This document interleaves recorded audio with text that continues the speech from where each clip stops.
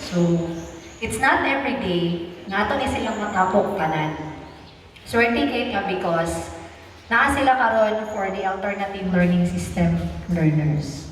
So to begin with, please wave your hand from I-Access.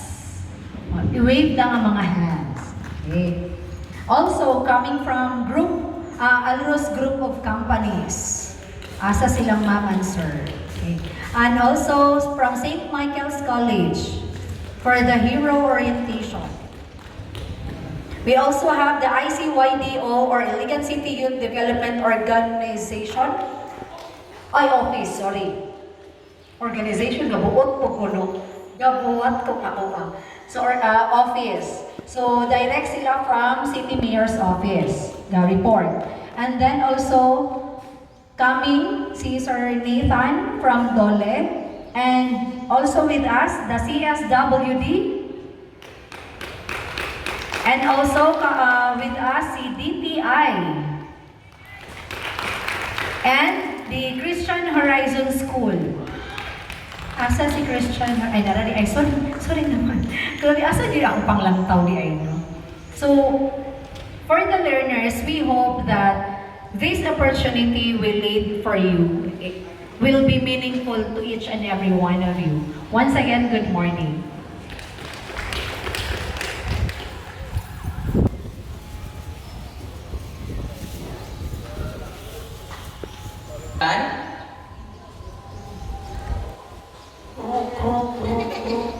Kabalo mo kung sa'y pantalan. Kabalo wala. Okay, so ang opisina ng bro sa OSY or Out of School Youth. Nga kani siya ng mga sektor sa kabatanunan is grabe ka rampant for kanang mga dili maayo ng mga bulahaton like masulod og droga kay mahitungod kay kanalaging OSY ta dali ra kayo tama bit-bit sa to akong mga kabarkadahan kay wala magutay lingaw. So kani among gibuhat karon is para ni sa ato ang mga OSY kay I am also part of Out of School Youth man.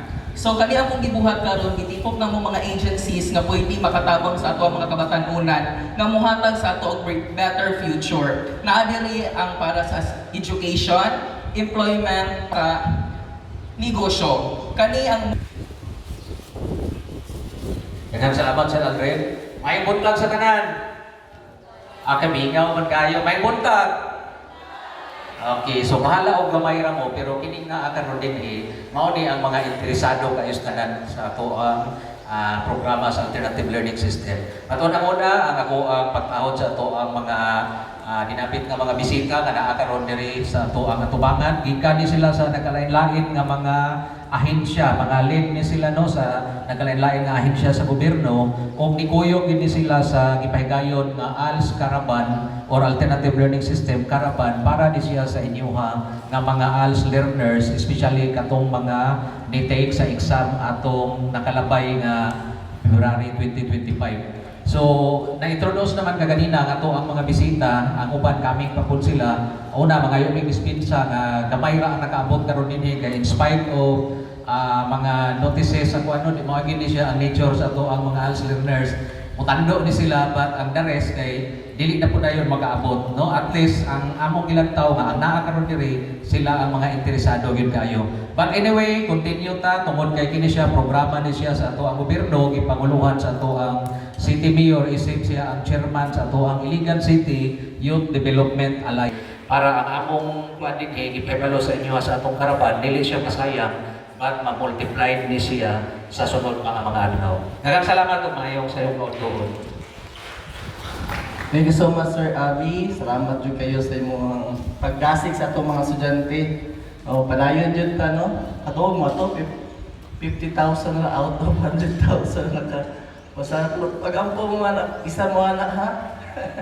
Okay, but anyway, makapasa og dili naapay chance, no? Naapay hope and kini maghatag sa inyong orientation, muna sila maghatag sa inyo hope, no? Aside sa ALS, naatay mga other agency nga no? So to give us the orientation proper, no, we will start sa hero orientation by St. Michael's College.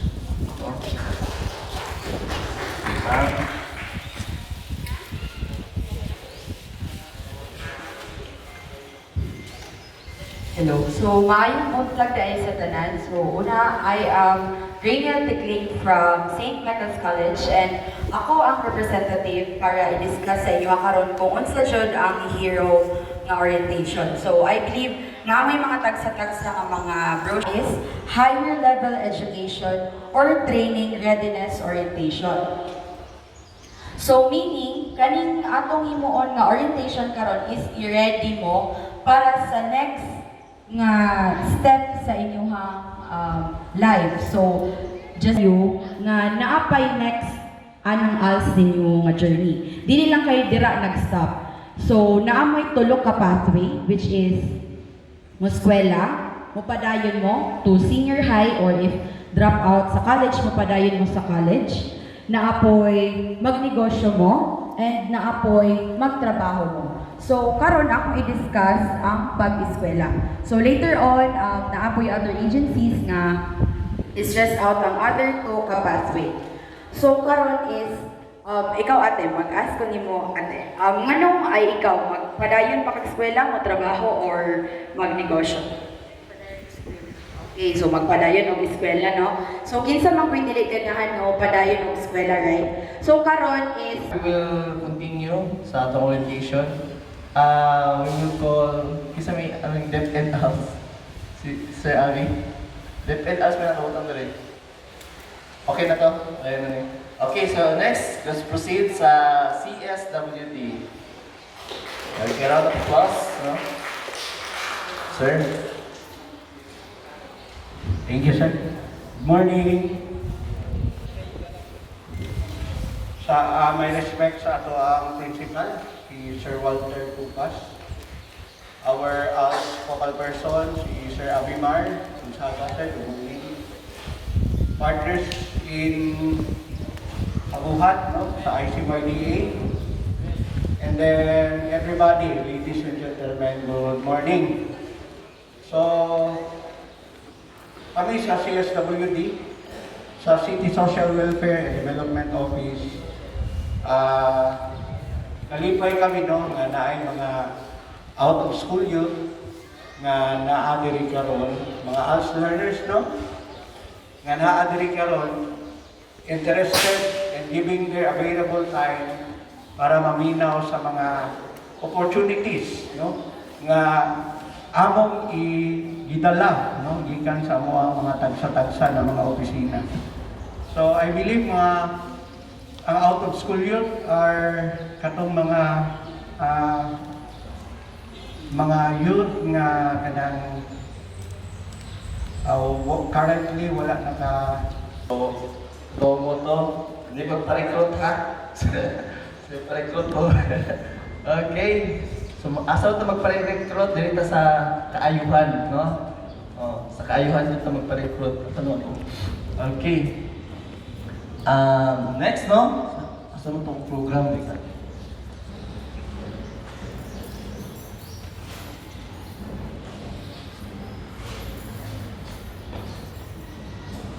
Okay, to give us another orientation, no? We will have the DOLE. Wala. Okay, so proceed ta. Next, peso. Wala po. Dollar. Okay, TESDA. We have a TESDA? Okay, sir.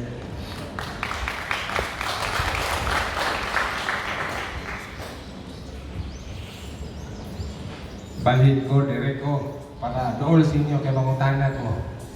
Kani question and answer wa. Di ba na-alert? Maayong buntag sa tanan. Kauban ako sa City Mayor's Office sa LG Winigan City. Maayong buntag, Sir Ma'am. Sa DepEd, maayong buntag. Sa akong kauban sa private sectors, Christian Horizon sorry. Maayong buntag sa tanan. Maayong buntag, Ma'am, Sir, no? By the way, ako si Datuk Madrigal L. Dianalan II, TESDA Focal, at the same time ang CITEC sa Iligan City, Community Training and Employment Coordinator. Under ko sa City Mayor's Office. May tuyo, puhon-puhon sa ako in regards to TESDA. dito mo tapat sa NBI City Agriculture kanang 2-story building na green. So diha ra ko ninyo makita. Dali ra akong pangalan, Dato. No? So anyway, napay maranaw dire.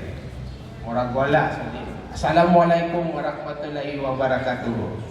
So anyway, unsay naa karon nato sa ato ang TESDA, no?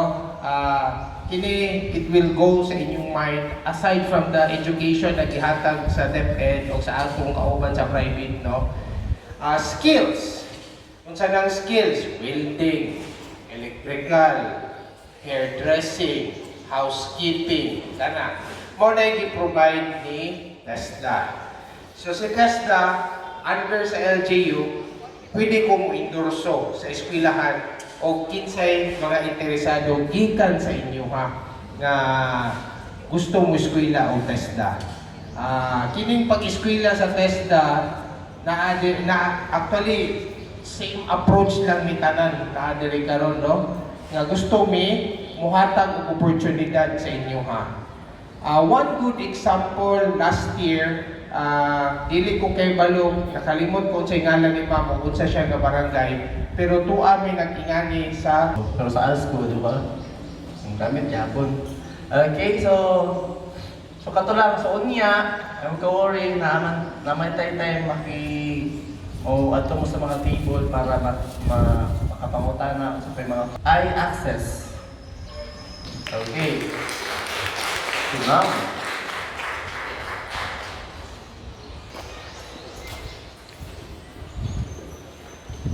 a pleasant good morning to everyone, especially to our ICYDA President and at the same time Head of ALS, Dr. Abimar Gonzaga, to our I-Access President, Dr. Nieves Pidison, to the ALS Education Specialist, Ma'am Annalyn Yusoles, other dignitaries, CMO Youth Affairs headed by Ma'am Rafael Escorniel, faculty members of this institution, my dear learners.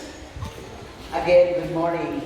Our school is Iligan Access Institute of Technology Incorporated, I-Access. We are located at the 3rd floor, the Listy Building, Palao, Iligan City, fronting the newly constructed Palao Market. Diba? Narito yung bago, wala pa na-open. Sa taas mi, ang among entrance nasa kilid. So we are offering TESDA programs, and we are approved from TESDA for 20 programs. Approved also our school for the Department of Education, Senior High School, and Junior High School. We are here to give you right opportunity. Kamong mga ALS, amo kong tabangan after taking the exam o katong mga previous nga man nakapasar na sa ALS, nga wala pa nagsugod og senior high school, please tell them na mag-apply na sila. So we have flyers na ihatag sa mong mga staff and also the form kay mag-profiling tadaan. Why kinahanglan ta mag-profiling? Because OVAP will open on only 3 days or 5 days. So kung dili ka mag-profiling, pag-open sa OVAP, kung sa galing meaning sa OVAP, online voucher application portal. Mauna siya maghatag sa inyo og scholarship from grade 11 to grade 12 once approve ang inyong application. And during inyong application, kami na'y bahala mo bayad sa inyong pagnotaryo sa inyong mga documents. Wala na mo ibayro nun. Kaya in our school, we give you free. In our curriculum also, integrated na ang mga TESDA programs. If you take TVL track, you earn 2 to 3 programs for free na tanan. Libreng consumables, kung mag-enroll ka o bread and pastry, luto-luto man na. Dili na ka mo palit ng itlog, dili na ka mo palit ng harina, libre tanan. Kung mag-welding ang mga lalaki, mag-EIM, dili na mo palit ng wire, dili na mo palit ng welding rod kay libre tanan among consumables. Not only that, but also uniform ID. Ang inyong buhaton, attend your classes regularly, and dala mo pa doon para dili gutomon, and then ang inyong pamiliti. So, in terms of your classes, don't worry. Kaya we know that ang class na amang may mga trabaho uban. So, we are doing blended sa ato ang training. Kung saan man ang blended? Mag-modular ta on your theory and then face-to-face na sa inyo ang manual. Kaya kung mo-enroll mo driving, kinahanglan mo tutuan how to drive. Kung mo-enroll mo ingay, kinahanglan makapasigan din mo sa mga suga. Dili pwede niya i-theory lang nato. Actual yun ang nato ang hands-on yun ang nato ang gamiton. Okay? So, tanan nga inyong buhaton is mag-fill up lang ta sa inyong form para pag-open sa OVAC, kaya siya man doon ang maghatag sa inyong scholarship ang DepEd PIAC. Once ma-open, niya ma-late nga, kaya daghan kayo. As of today, katong mga previous na semester, kaya wala man yun i-open ang OVAC, na pa may 49 learners waiting nga ma-open ang OVAC. Last year, daghan may natabangan, 100 plus ang namong enrollee sa ALS. Ang 75% of that, nag-graduate na. Last graduation na mo last May. So, ingon ana ka, nganong gihatag nila mo nga libre tanan sa amo ang school because we do believe that if we help people, blessings will follow. Kung makatabang ta, Ginoo na'y bahala na mo. Okay, once again, good morning and God bless us all.